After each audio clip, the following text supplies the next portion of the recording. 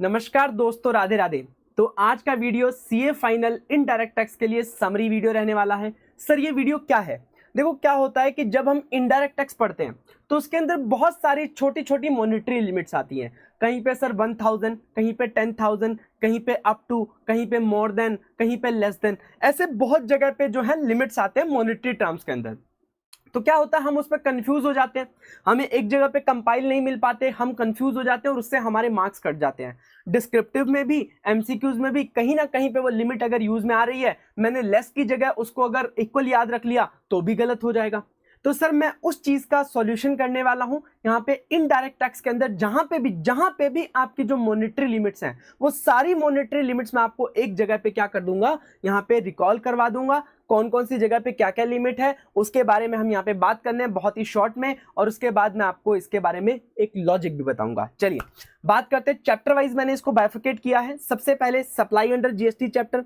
Sir हमने ये पढ़ा था सप्लाई अंडर जीएसटी चैप्टर में कि अगर कोई एम्प्लॉयर एम्प्लॉय को गिफ्ट देता है, गिफ्ट मतलब फ्री ऑफ कॉस्ट, इसका मतलब शेड्यूल 1 में सप्लाई हो जाएगा क्योंकि वो रिलेटेड पर्सन होते हैं। लेकिन वहां पे हमने पढ़ा था कि अगर वो गिफ्ट 50,000 रुपए तक का है पर एम्प्लॉय पर ईयर तो उसे शेड्यूल 1 में सप्लाई नहीं माना जाएगा। हां, अगर 50,000 रुपए से 1 रुपया भी ऊपर चला गया तो पूरा का पूरा सप्लाई मान लिया जाएगा, लेकिन 50,000 रुपए तक पर एम्प्लॉय पर ईयर यहां पे सप्लाई नहीं माना जाएगा। Supply chapter. उसके बाद सर एग्जेम्पशन चैप्टर, उसके अंदर बहुत सारी लिमिट्स आती है, ठीक है। तो मैं सारी लिमिट्स आपको यहां पे बताने वाला हूं, ठीक है, क्योंकि छोटी छोटी लिमिट्स में हम कंफ्यूज हो जाते हैं। पहला, रेंटिंग एट रिलीजियस प्लेस। हमने पढ़ा था चैरिटेबल एंड रिलीजियस सेक्टर के अंदर कि जो मंदिर, मस्जिद, गुरुद्वारा होते हैं, जो रिलीजियस प्लेसेस होते हैं, उनके इमीडिएट विसिनिटी के अंदर जो भी उनका जो प्रॉपर्टी होता है, अगर उसको वो रेंट पे देते हैं तो वो एग्जेम्प्ट हो जाएगा अगर रूम रेंट उनका 1,000 रुपए पर डे से कम है। अगर रूम पे रेंट दिया 1,000 पर डे से कम पे तो एग्जेम्प्ट है। अगर 1,000 रुपए या 1,000 रुपए से ज्यादा चार्ज किया पर डे तो सर टैक्सेबल हो जाएगा। अगर उन्होंने कोई premise, pandal, open area rent पे दिया है और पर डे 10,000 रुपए से कम चार्ज किया जा रहा है तो एग्जेम्प्ट हो जाएगा। लेकिन अगर 10,000 या उससे ज्यादा चार्ज किया तो क्या हो जाएगा, टैक्सेबल हो जाएगा। अगर आपने शॉप या बिजनेस स्पेस रेंट पे दिया है, 10,000 रुपए से कम पर मंथ चार्ज कर रहे हो तो एग्जेम्प्ट है। लेकिन अगर 10,000 रुपए या उससे ज्यादा चार्ज किया तो वो आपका क्या हो जाएगा, टैक्सेबल हो जाएगा। पहले लिमिट ये आ जाती है। उसके बाद हेल्थ केयर सर्विस सेक्टर में हमने पढ़ा था कि नॉर्मली हेल्थ केयर सर्विस के साथ जो रूम का रेंट होता है वो एग्जेम्प्ट होता है, लेकिन गवर्नमेंट ने बोला अगर 5,000 रुपए से ज्यादा रेंट होगा तो टैक्सेबल हो जाएगा। तो क्या समझे सर, अगर 5,000 रुपए तक का आपका रूम रेंट है तो आपका एग्जेम्प्ट हो जाएगा। अगर 5,000 रुपए से 1 रुपया भी ऊपर गया तो क्या हो जाएगा, टैक्सेबल हो जाएगा पूरा का पूरा।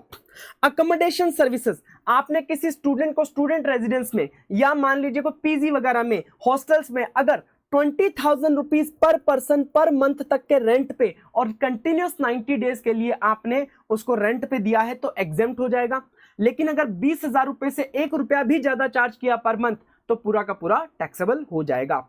ओल्ड एज होम जो कि चलाए जा रहे हैं central government, state government trust के द्वारा, वो एग्जेम्प्ट होता है अगर आपने उस में रहने वाले पर मेंबर से पर मंथ 25,000 रुपए तक चार्ज किए हैं। अगर 25,000 रुपए से 1 रुपया भी ऊपर गया तो पूरा का पूरा taxable. Central government, state government, union territory, local authority ने अगर कोई सर्विस प्रोवाइड कराई है एक्सेप्ट दो 3-4 सर्विसेज, रेलवे, पोस्ट ऑफिस और transportation of goods, passenger aircraft वैसे वाली सर्विस को छोड़ के बाकी कोई भी सर्विस प्रोवाइड कराई है और 5,000 रुपए तक की है तो भैया वो क्या हो जाएगी, एग्जेम्प्ट हो जाएगी। अगर 5,000 रुपए से एक भी ज्यादा हुआ तो टैक्सेबल हो जाएगा पूरा का पूरा। अगर लाइफ माइक्रो इंश्योरेंस प्रोडक्ट लिया है और वहां पे जो कवरेज है वो 2 लाख रुपए तक की है तो एग्जेम्प्ट है। अगर 2 लाख रुपए से 1 रुपया भी ज्यादा हुआ तो पूरा का पूरा टैक्सेबल हो जाएगा। परफॉर्मेंस दे रहा कोई फोक और क्लासिकल आर्ट फॉर्म में, किस चीज के, म्यूजिक के, डांस के, थिएटर के अंदर परफॉर्मेंस दे रहा है, उसके लिए कुछ पैसा चार्ज कर रहा है। अगर वो 1,50,000 रुपए तक चार्ज कर रहा है तो एग्जेम्प्ट है। अगर 1 रुपया भी एक्स्ट्रा चार्ज किया तो पूरा का पूरा टैक्सेबल हो जाएगा। अगर किसी इवेंट वगैरह में एडमिशन जाते हो, मतलब उसमें देखने जाते हो और टिकट लगती है और टिकट आपकी 500 रुपए तक है तो एग्जेम्प्ट है। 500 रुपए से 1 रुपया भी ज्यादा हुआ तो पूरा टैक्सेबल हो जाएगा। किसी housing society, residential welfare association ने मेंटेनेंस की सर्विसेज प्रोवाइड कराते हैं अपने मेंबर्स को, तो सर वो मेंटेनेंस की सर्विस के बदले में अगर कंट्रीब्यूशन पर फ्लैट पर मंथ 7,500 रुपए तक चार्ज किया है तो एग्जाम्प्ट है, 1 रुपया भी ज्यादा चार्ज किया तो टैक्सेबल हो जाएगा। अनइनकॉर्पोरेटेड बॉडी ने अगर किसी मेंबरशिप फीस लिया है अपने मेंबर से 1000 रुपए पर साल का, तो एग्जाम्प्ट है, 1000 रुपए से 1 रुपया भी ज्यादा तो पूरा टैक्सेबल हो जाएगा। एग्जाम्पशन चैप्टर में नोट करना सर, बाकी सारी जो लिमिट है वो अप टू है, अगर अप टू दिस लिमिट है तो एग्जाम्प्ट है, अगर उससे 1 रुपया भी ज्यादा हुआ तो पूरा का पूरा टैक्सेबल हो जाएगा। लेकिन जो रिलीजियस और चैरिटेबल ट्रस्ट वाली लिमिट है वहां पे लेस देन है कि 1000 रुपए से कम, 10,000 से कम, अगर 1000 और 10,000 भी हुआ तो वो टैक्सेबल हो जाएगा। ये बहुत ही ध्यान रखने वाली बात है, बड़े ही ध्यान से इसको समझेंगे। उसके बाद sir import and export under GST chapter के अंदर पढ़ा था कि हमारे पास एक्सपोर्ट करते टाइम दो ऑप्शन होते हैं, या तो आप बॉन्ड और एलयूटी फाइल कर दो। अब बॉन्ड एलयूटी के अंदर भी एलयूटी फाइल करोगे या बॉन्ड फाइल करोगे, तो आप नॉर्मली एलयूटी फाइल करोगे, लेकिन अगर आपको प्रोसिक्यूट किया गया है 250 लाख रुपए से ज्यादा के मैटर में, 2.5 करोड़ से ज्यादा के मैटर में अगर प्रोसिक्यूट किया गया है तो आप एलयूटी फाइल नहीं कर सकते, आपको बॉन्ड फाइल करना पड़ेगा। कितना? 2.5 करोड़ रुपए का। Input tax credit, input tax credit मतलब sir, input tax credit chapter के अंदर हमने दो लिमिट्स पढ़ी थी। पहला, एक तो स्पेशल केसेस पढ़े थे जहां पे हमें आईटीसी अवेल करना होता है, जैसे पहले हम रजिस्टर्ड नहीं है अब रजिस्टर हो गए, पहले कॉम्पोजिशन ले रखा था अब अपन ने रेगुलर स्कीम ले लिया, पहले एग्जाम सप्लाई कर रहे थे अब टैक्सेबल सप्लाई करने लग गए। तो ऐसे केस में जो स्टॉक पड़ा होता है, स्टॉक के ऊपर जो भी आपका टैक्स बनता है वो आईटीसी आपको मिल जाता है। लेकिन अगर वो आपका 2 लाख रुपए से ज्यादा है तो सर उन डिटेल्स को आपको CA-CMA से सर्टिफाई करवाना होता है। तो कितने से ज्यादा होने पे? 2 लाख रुपए से ज्यादा होने पे। अगर रूल 86B की बात करें, कब एप्लीकेबल होता है सर? जहां पे आप सिर्फ 99% ऑफ दी आईटीसी आप क्या कर पाते हो, आउटपुट टैक्स लायबिलिटी आप क्या कर पाते हो, आईटीसी से पे कर पाते हो। अगर आपका taxable supply excluding zero rated और एग्जेम्प्ट सप्लाई अगर मोर देन 50 लाख है इन अ मंथ, अगर 50 लाख रुपए भी होगा तो 86 भी एप्लीकेबल नहीं होगा। अगर 50 लाख से ज्यादा है तभी ये 86 भी एप्लीकेबल आपके ऊपर होगा। उसके बाद हमने जॉब वर्क के बारे में पढ़ा सर। जॉब वर्क के केस में हमें एक रिटर्न फाइल करनी होती है ITC 04। अब ITC 04 के केस में ऐसा है कि अगर आपका टर्नओवर 5 करोड़ तक है तो आपको एनुअली फाइल करना है, और अगर आपका टर्नओवर 5 करोड़ से ज्यादा है तो आपको साल में 2 बार ITC 04 फाइल करना पड़ेगा। उसके बाद इलेक्ट्रॉनिक कॉमर्स ट्रांजैक्शन के केस में कौन सा रेस्टोरेंट स्पेसिफाइड प्रीमाइस के में है, कैसे पता लगेगा? स्पेसिफाइड प्रीमाइस क्या होता है? तो सर रेस्टोरेंट जिस होटल के अंदर वो सर्विस दे रहा है उस होटल का रूम रेंट अगर 7500 रुपए पर डे से ज्यादा है, value of supply for any room 7500 रुपए से ज्यादा है तो उसे स्पेसिफाइड प्रीमाइस बोला जाएगा। उसके अलावा sir tax invoice, credit note, debit note हमने चैप्टर पढ़ा, वहां बोला कि अगर किसी व्यक्ति का टर्नओवर पिछले साल 5 करोड़ तक है तो भैया उसे 4 डिजिट HSN कोड दिखाना है। अगर उसका टर्नओवर 5 करोड़ से ज्यादा है पिछले साल तो 6 डिजिट HSN कोड दिखाना पड़ेगा। अगर किसी पर्सन का टर्नओवर 2017-18 के बाद किसी भी साल में, किसी भी प्रीसीडिंग फाइनेंशियल ईयर में, करंट ईयर की बात नहीं करें, किसी भी प्रीसीडिंग फाइनेंशियल ईयर में 2017-18 के बाद किसी भी अगर 5 करोड़ से ज्यादा है तो भैया ई इनवॉइसिंग एप्लीकेबल हो जाएगी। अगर 500 करोड़ से ज्यादा है तो डायनेमिक QR कोड भी एप्लीकेबल हो जाएगा। उसके बाद देखो रिवाइज टैक्स इनवॉइस आप कई बार इशू करते हो, अगर इंटरस्टेट B2C सप्लाई करी और रिवाइज टैक्स इनवॉइस इशू कर रहे हो तो आप कंसोलिडेटेड कर सकते हो स्टेट वाइज, अगर 2,50,000 रुपए तक का इनवॉइस है तो। उसके बाद ई-वे बिल कब एप्लीकेबल होगा? अगर आपका कंसाइनमेंट वैल्यू 50,000 रुपीज से ज्यादा है, वरना ई-वे बिल एप्लीकेबल नहीं होगा। इवन 50,000 भी होगा तो ई-वे बिल एप्लीकेबल नहीं होगा। उसके बाद payment of tax and TDS, अगर आपको कैश में डिपॉजिट करवाना है तो भैया 10,000 रुपए तक ही जमा करवा सकते हो। TDS कब एप्लीकेबल होगा? अगर आपका कॉन्ट्रैक्ट वैल्यू 2,50,000 से ज्यादा है।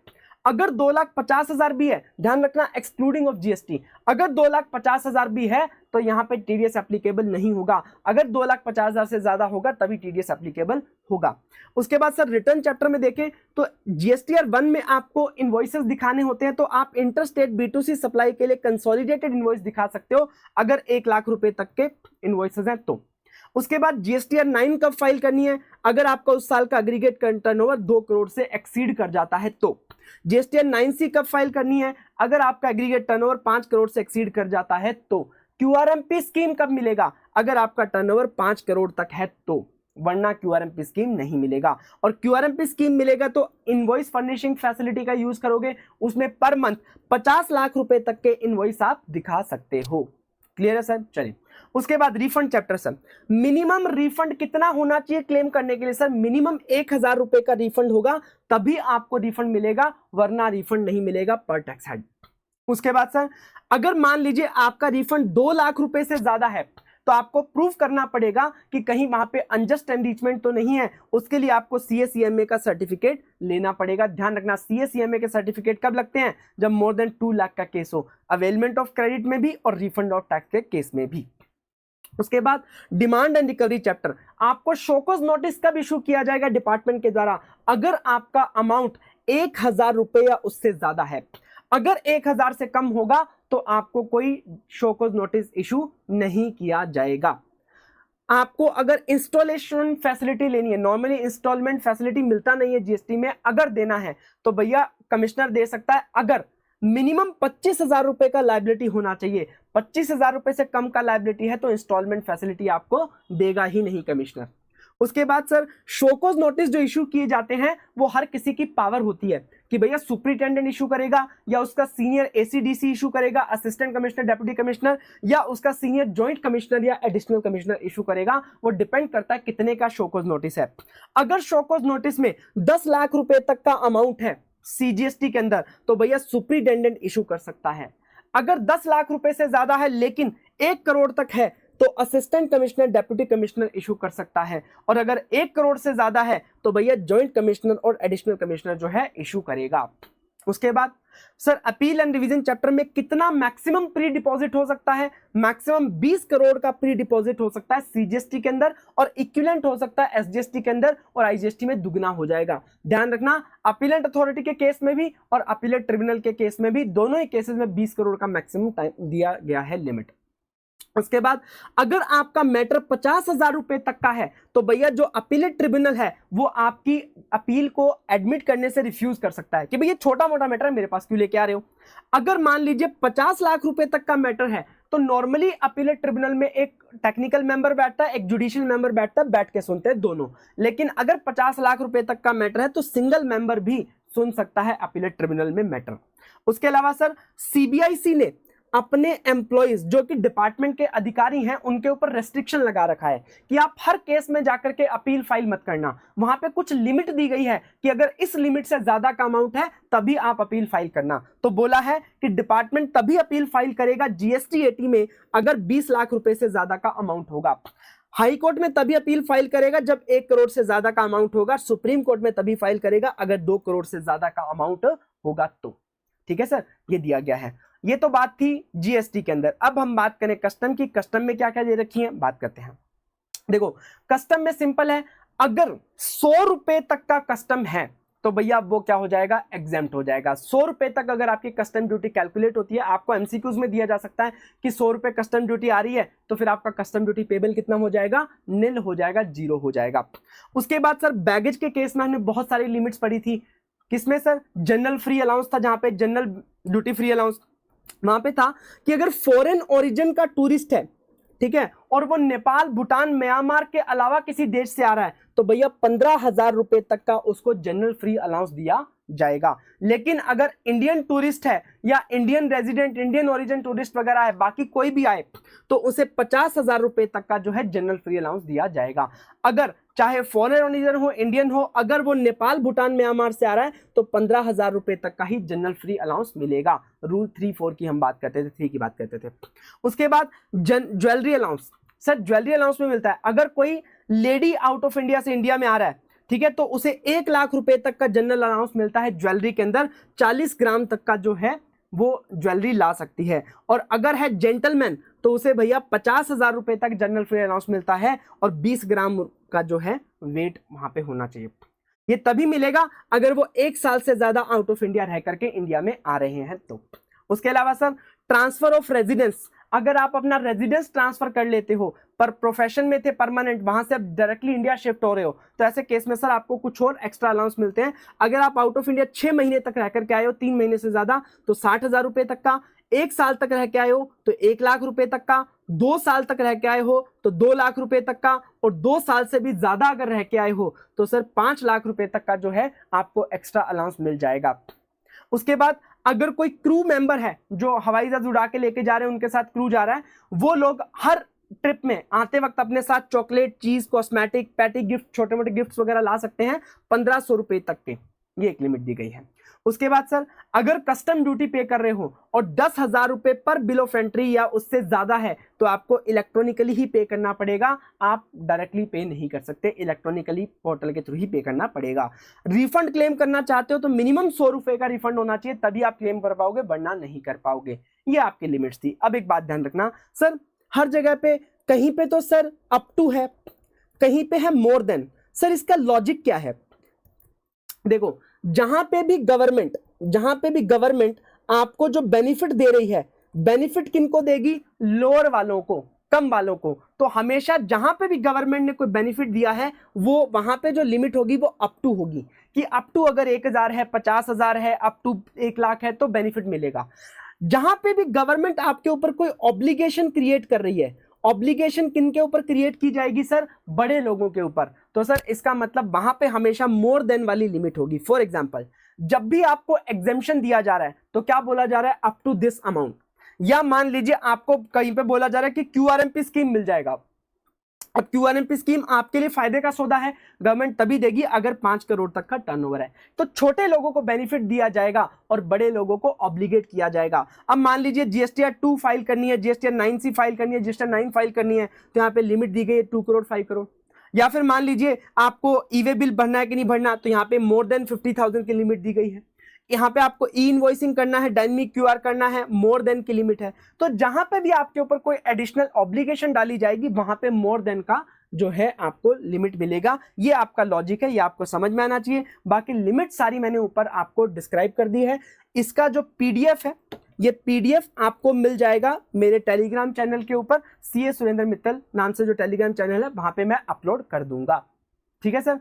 अब ये लिमिट जो है पीडीएफ आप एक बार एग्जाम से पहले अगर एक बार पढ़ जाओगे ना तो आपको ये लिमिट्स में मिस्टेक नहीं होगा। ठीक है सर, आज के लिए इतना ही। Thank you so much.